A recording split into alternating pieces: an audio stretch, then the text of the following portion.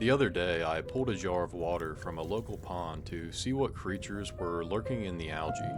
At the surface, the water looks calm, but under the microscope, it's a different story. Meet the Coleps. Right here, they are picking clean the shell of a seed shrimp. They have a bit of a reputation in the micro world for being tiny vultures.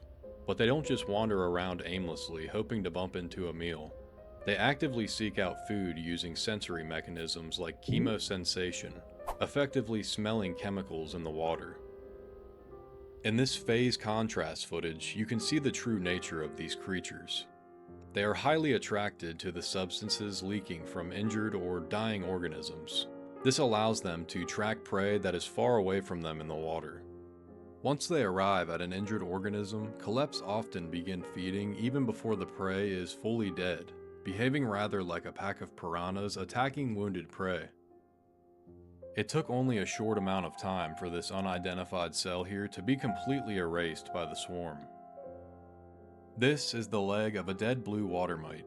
You can see the Coleps here gorging on the debris that's built up around it. Notice how they lock onto the tissue. They have a reinforced structure called an oral basket or nematodesmata around their mouth.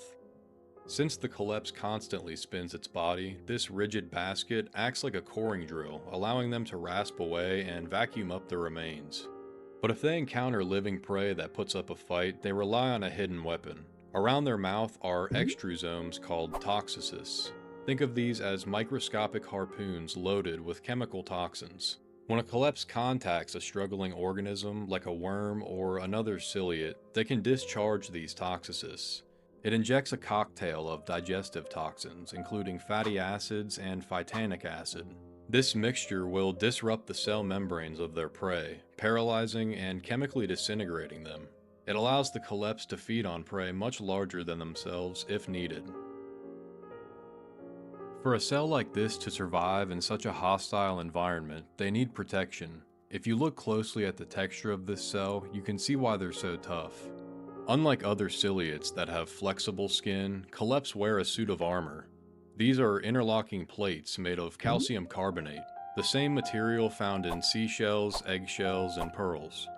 This hard shell can make them nearly bite-proof. Predators that rely on stinging or nipping soft tissue may find their attacks bouncing harmlessly off these plates. However, larger cells have no problem swallowing them whole if they get unlucky.